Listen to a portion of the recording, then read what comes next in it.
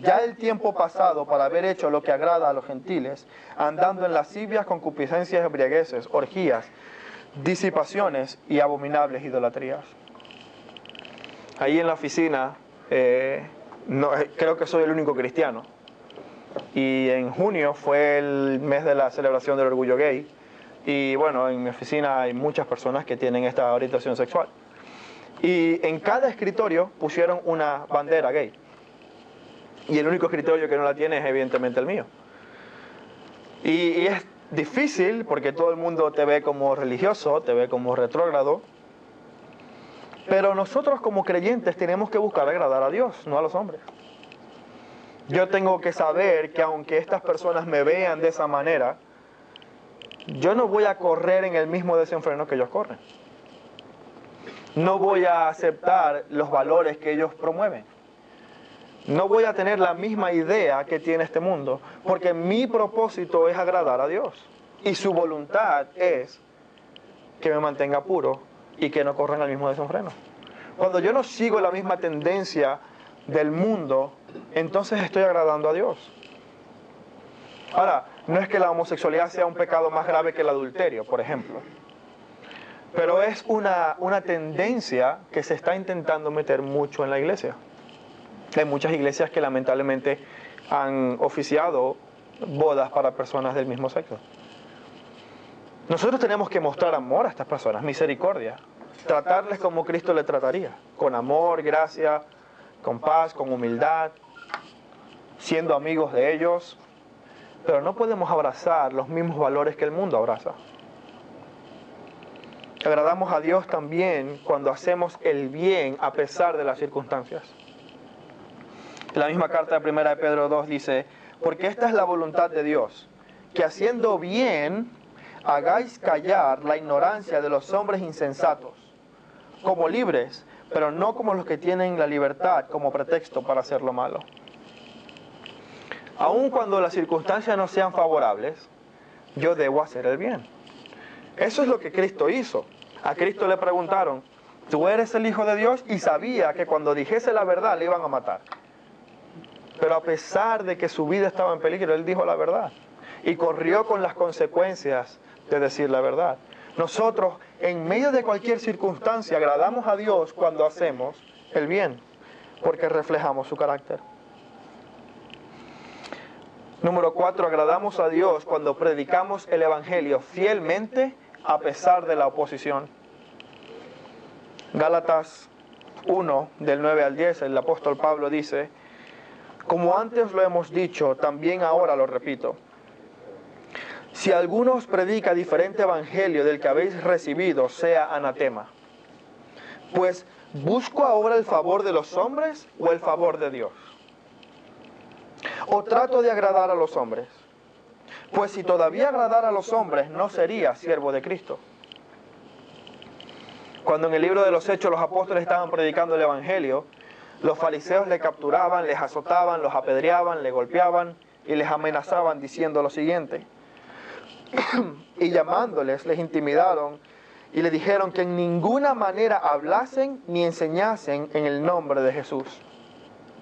Mas Pedro y Juan respondieron, juzgad si es justo delante de Dios obedecer a vosotros antes que Dios. Y más adelante también el apóstol Pedro dice, es necesario obedecer a Dios antes que a los hombres. Agradamos a Dios cuando a pesar de la presión que tenemos, buscamos agradar a Dios predicando el evangelio de la verdad, sin importar las consecuencias que eso nos traiga. En estas iglesias perseguidas, estos hermanos son encarcelados por predicar la palabra. Y Dios ve con agrado su sufrimiento porque sabe que a pesar de la dificultad, se mantienen firmes en la verdad del evangelio. Y aquí quizás no seamos encarcelados, pero sí seremos fuertemente criticados. Sí seremos señalados. La pregunta es, ¿buscaremos agradar a Dios o a los hombres? De modo que la primera evidencia de que una iglesia se mantiene firme en el Señor es que anda conforme a la voluntad de Dios, agradándole en todo. Y para ello tenemos que conocer qué es lo que agrada a Dios, que evidentemente está en su palabra. La segunda evidencia de que una iglesia se mantiene firme es que lleva fruto. Mire lo que dice el versículo 10 en Colosenses 1. Para que andéis como es digno del Señor, agradándole en todo, llevando fruto en toda buena obra. Hace un par de meses estábamos predicando la serie de Marcos y justo me tocó predicar sobre el capítulo 11, donde el Señor maldice a una higuera porque no pudo comer de su fruto. Como cristianos nosotros tenemos que vernos reflejados en esa higuera, porque el Señor nos ha salvado para que llevemos fruto. El mismo Señor dice que aquel que no da fruto, aquel que no es fructífero, ¿qué ocurrirá? Será cortado. Será completamente cortado. Una iglesia que se mantiene firme en el Señor es una iglesia que da fruto. Y fruto en toda buena obra. La Biblia menciona la palabra fruto en muchas partes y la compara exactamente, no solamente en el sentido literal, sino al resultado que produce la vida de un individuo. Cuando usted ve un árbol, usted lo que está comiendo, el fruto que está comiendo es el resultado final de ese árbol. Si ese árbol tiene raíces muy cortas, se va a caer y usted no va a comer fruto. Si ese árbol a lo mejor está en un suelo donde no se nutre correctamente, el fruto no va a ser tampoco muy dulce ni muy bueno. De la misma manera, si nosotros no estamos fundamentados en la voluntad de Dios y nuestras raíces no son profundas al conocer la voluntad de Dios, el fruto que va a salir no va a ser bueno. Ahora yo quiero que usted piense, cuando usted tiene mucha hambre y llega a casa y se come una fruta que está madura, dulce y rica, ¿no siente satisfacción y placer al comerse la fruta? Es exactamente lo mismo que el Señor quiere que hagamos. Que cuando otros vean nuestra vida, se puedan acercar a nosotros y comer del fruto que produce la palabra de Dios en nuestro corazón. Pero si no conocemos la voluntad de Dios, si no conocemos a nuestro Creador, no vamos a ser fructíferos. ¿Qué tipo de fruto estamos dando? ¿Estamos dando un fruto de fidelidad a Dios? ¿O estamos dando un fruto parecido al del mundo? Y por último, hermanos, una iglesia muestra que se mantiene firme cuando crece en su conocimiento de Dios.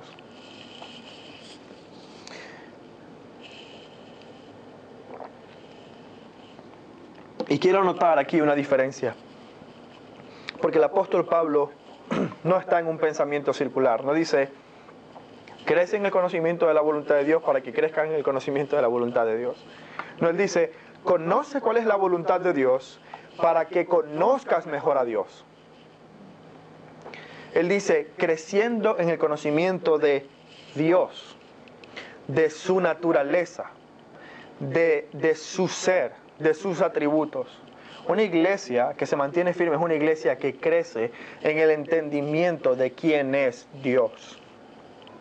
Si yo conozco que la voluntad de Dios es que yo sea santo, es porque eso refleja el carácter santo de Dios. Si yo conozco que la voluntad de Dios es salvar al pecador, es porque eso refleja el amor y la misericordia de Dios. Una iglesia que crece en el conocimiento de Dios es una iglesia que se mantiene firme. Y eso tiene muchísimos beneficios para nuestra vida espiritual, tanto de manera individual como cuerpo.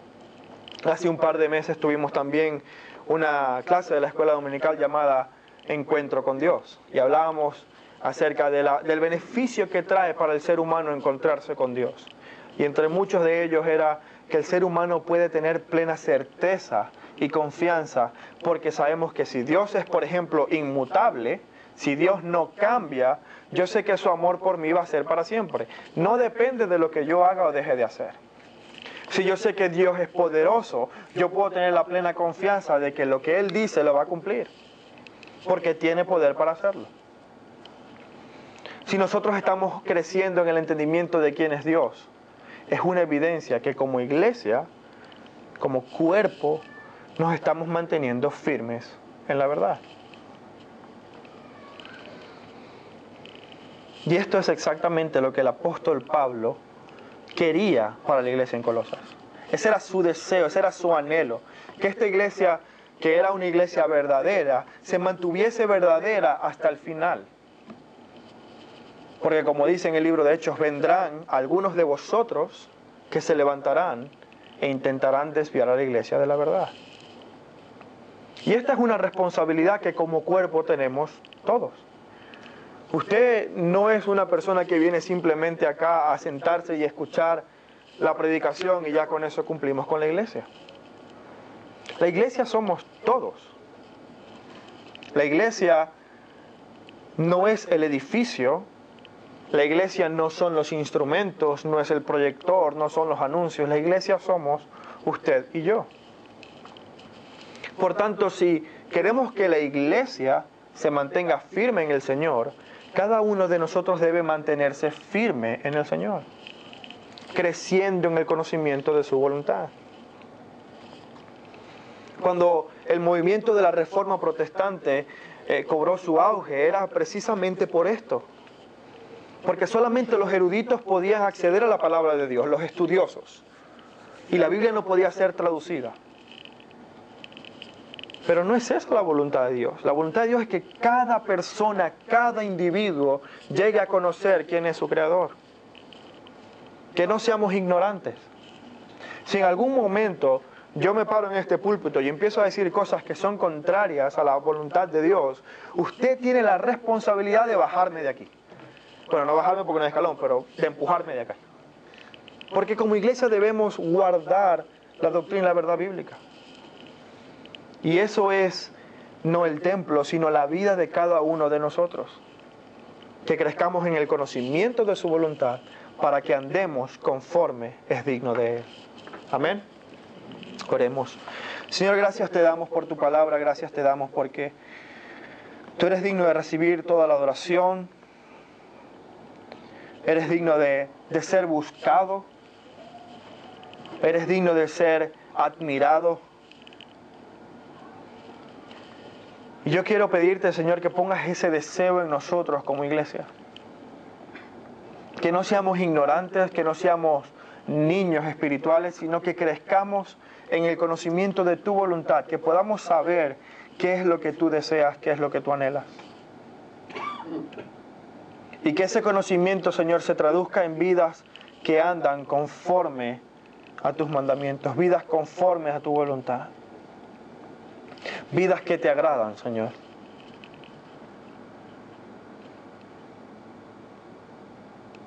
Te ruego que protejas a esta iglesia, Señor, de cualquier idea, doctrina, que nos desvíe, así sea un grado, Señor, de lo que dice tu palabra. Que seamos celosos, que seamos diligentes de tu palabra. Y que todo ese conocimiento transforme nuestros corazones por el poder de tu Espíritu. Señor, que la Iglesia Vida Nueva sea una referencia no solamente en San Chinarro, sino en Madrid, en España. Una iglesia que busca promover tu santidad, tu evangelio, tu amor, fielmente. Una comunidad que sea referente en el amor que nos mostramos los unos a los otros. Para que muchas más personas, Señor, puedan venir a esta iglesia maravillados de lo que tú estás haciendo. Y como resultado puedan rendir sus vidas a ti.